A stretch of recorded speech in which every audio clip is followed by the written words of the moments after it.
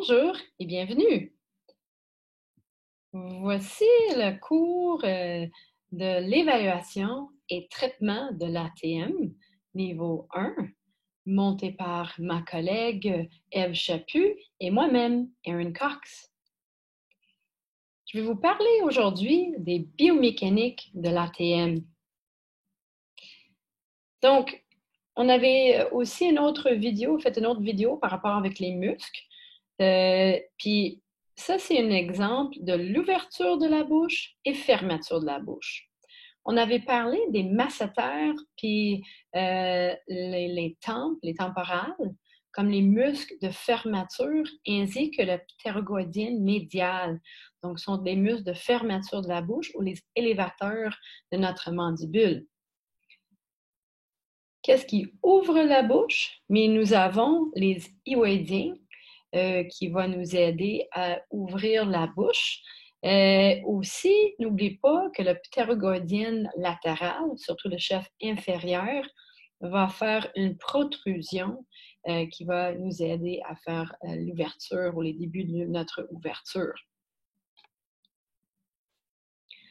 La déviation latérale, si je vais du côté gauche ou de ce monsieur ou ma droite, si je regarde de l'avant, le temporal du côté ipsi et le masséter du côté ipsi vont aider à dévier la bouche. Donc ici, c'est le côté gauche, donc le temporal gauche. Le masséter gauche va amener la mandibule vers la gauche. Et aussi, on a le ptérygoïdien médial de l'autre côté, parce que les ptérygoïdiens médiales vont faire un mouvement contralatéral. Le ptérygoïdien latéral, si vous regardez au niveau de la littérature scientifique, ce n'est pas sûr et certain. Ils ont essayé de mettre les EMG. C'est d'abord un stabilisateur. Mais on sait qu'il y a la capacité de faire une protrusion. Donc, par une protrusion, ça va faire un genre d'ouverture du côté contralatéral. Donc, on peut dire que ça aide à faire la déviation latérale, mais c'est pas clair est-ce que ça dévie la mandibule vers l'autre côté ou le côté ipsilatéral non plus. Donc, au niveau de l'ostéocinématique, on a deux mouvements de base. On a la rotation et la translation du condyle. Donc, l'ouverture et fermeture, c'est la rotation et la translation antérieure pour l'ouverture, et c'est une translation postérieure puis une rotation pour se remettre à notre place, notre endroit de début. Au niveau de la déviation latérale, une translation pure avec rotation conjointe du condyle stationnaire. Donc, si je vais vers le côté, mais ce qui arrive, c'est que le côté ipsi, ça fait une rotation parce qu'il est plus stationnaire. Puis la protraction et rétraction, c'est plus une translation pure de notre mandibule. Ça va avancer ou reculer pour la rétraction. Juste pour vous montrer, on commence à parler de l'ostéocinématique et arthrocinématique. Donc, comme on vient de dire, l'os dans l'espace, comment ça bouge, une rotation, puis aussi une translation. Au niveau de l'anatomie, on a deux compartiments, un supérieur puis un inférieur, parce que c'est divisé par le ménisque. Donc, le côté inférieur, c'est le condyle et la partie inférieure, ou la surface inférieure de notre disque articulaire. Puis donc, c'est convexe sur concave. La partie supérieure, c'est entre la surface supérieure de notre ménisque et l'éminence articulaire, qui fait partie de notre os temporal. Donc ici, c'est plutôt une surface concave sur une surface convexe. La capsule articulaire va englober tout ça. Ça va attacher au niveau de notre éminence articulaire, aussi au disque et ensuite au niveau du col de notre mandibule. Donc, parce que ça attache au disque, ça fait deux compartiments séparés qui a deux synoviums séparés, chacune pour le supérieur et inférieur. Donc, d'abord, on a le mouvement de roulement qui se fait dans le compartiment inférieur. Puis, on a la méthode d'avantage de la translation qui est dans le compartiment supérieur. Donc, l'ouverture. Donc, la première chose, c'est n'oublie pas qu'on a notre petit ménisque ici entreposé. L'ouverture, ça va faire une rotation dans le compartiment inférieur en dessous de notre ménisque. Et on a les ligaments collatéraux entre le ménisque puis les deux pôles latéral et médial de notre mandibule. Donc, lorsqu'on a notre rotation, ça tend ces deux ligaments. Donc, le ménisque et le condyle sont maintenant verrouillés ensemble. Ensuite, les deux vont translater vers le devant, puis il va y avoir un petit mouvement de inférieur en même temps à cause de la forme articulaire de notre éminence articulaire. Donc, s'ils ont une ouverture complète, on va avoir le point ici de notre éminence articulaire et la tête de la mandibule vont faire une ligne verticale. La déviation latérale. Donc, si on dévie vers la gauche, je vais vous montrer ici, à l'aide de la tête de Oscar. Donc, si on veut faire une déviation latérale, qu'est-ce qui va arriver? C'est que on a la mandibule ici qui va aller vers le côté, comme votre image ici. Donc, du côté ici, il va faire un petit peu d'une ouverture, mais une translation. Comme j'ai dit, notre ptergoïdienne latérale va avancer le condyle lorsqu'on va faire une déviation latérale. Donc, le côté ipsi, il va faire un petit mouvement postérieur, mais plutôt ça devient un point de pivot. Puis, qu'est-ce que vous allez ressentir? Si vous mettez vos doigts, donc ici, c'est le tragus de l'oreille. Si je mets mes doigts sur le tragus, puis je les roule vers l'antérieur, là, je vais être sûre et certaine sur les condyles. Donc, si je fais un mouvement contralatéral, quel condyle va bomber dans vos doigts? Mais ça va être le côté contra qui va bomber dans votre doigt.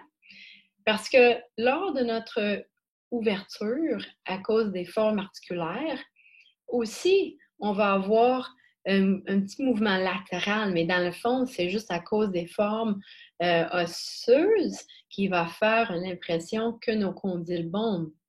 Également, lors de la déviation latérale, vous pouvez ressentir puis que le côté ipsi ne bouge pas beaucoup parce que c'est notre point de pivot. Puis, vous allez voir, du côté opposé, le condyle va bomber un peu. Puis, aussi, pourrez-vous remarquer qu'il y a plus d'espace entre le condyle puis la fosse.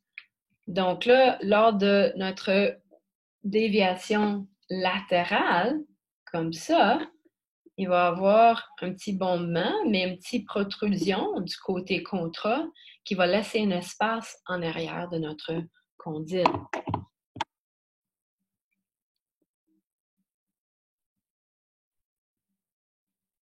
Au niveau de la protraction ou protrusion, c'est plutôt une translation antérieure. Puis comme j'ai dit, il va y avoir un petit composant de mouvement inférieur. Donc, ici, vous pouvez aussi palper. Puis quand vous palpez, vous devrez avoir un espace égal en arrière des deux condyles pour pouvoir évaluer s'il y a un mouvement égal des deux côtés. Puis parce que c'est un mouvement de translation, le mouvement va se passer entre le condyle, entre le ménisque et l'éminence articulaire. Donc, c'est le compartiment supérieur, donc entre le ménisque et l'éminence articulaire. Roulement, glissement. Donc, le roulement, on peut dire que la partie inférieure de notre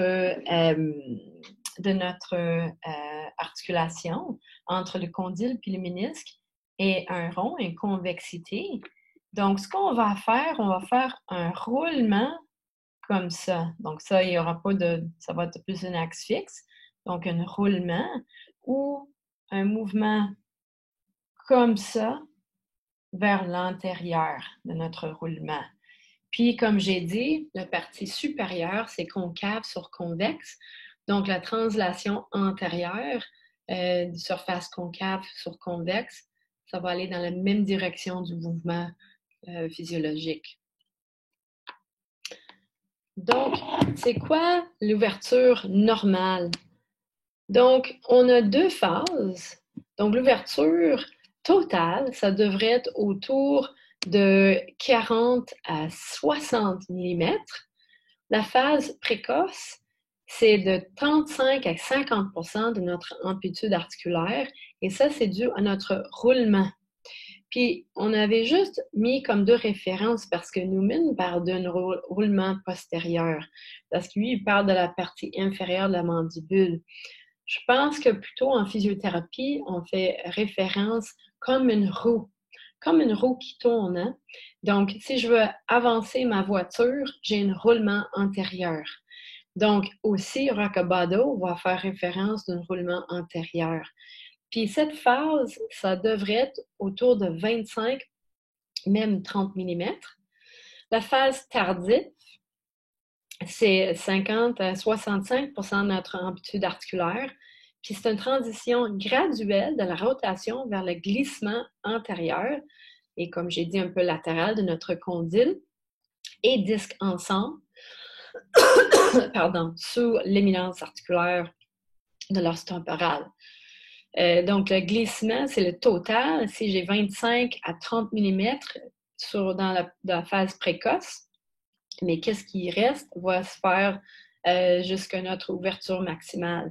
Donc, ça peut être, mettons, 15 mm. Donc, 15 plus 25, ça va nous donner notre 40.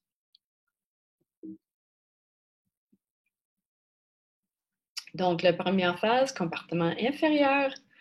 Deuxième, compartiment supérieur. Encore, juste pour faire référence de ce qu'on avait déjà vu, maintenant, vous comprenez que le roulement va se faire avec la convexité de notre condyle sur le disque ou en dessous du disque, puis la translation, ça va se faire entre le ménisque puis l'éminence articulaire, concavité sur convexité. Voici, je vais vous montrer, voir comment... Oups, non, voilà. OK, je pensais qu'il y avait une autre image. Donc, ici, dans notre spécimen cadavérique, là, on voit les ménisques ici. C'est pas bien attaché. Évidemment, le monsieur ou madame n'est plus en vie.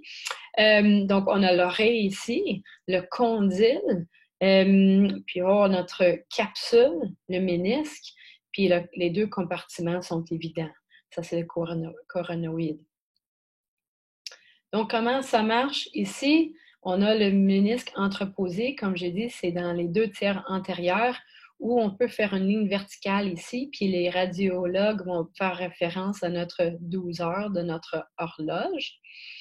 Donc, les mouvements qui vont se faire, on a notre rotation antérieure.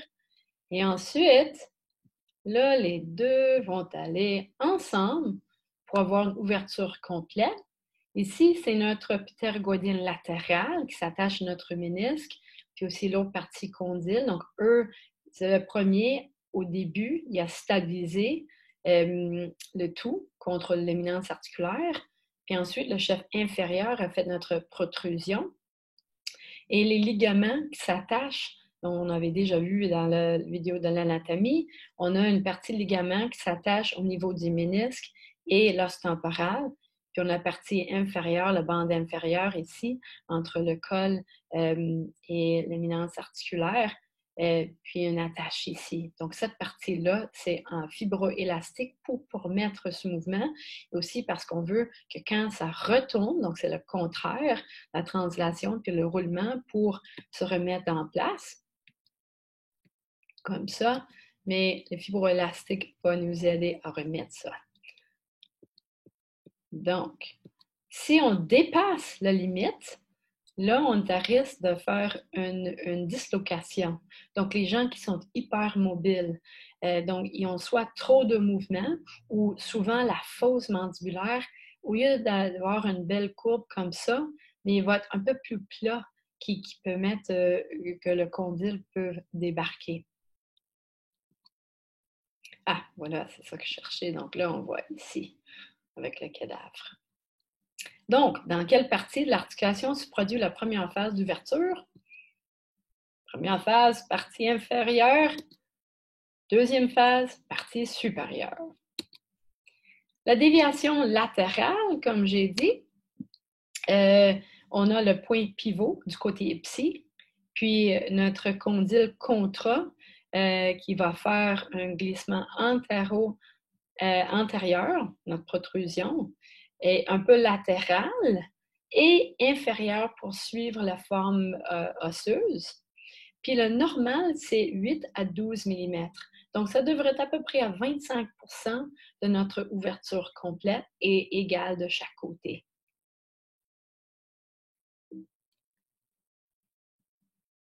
La protraction, c'est un glissement condyle et disque ensemble, antérieur, une légère direction caudale encore à cause de la forme de l'éminence articulaire de l'os temporal.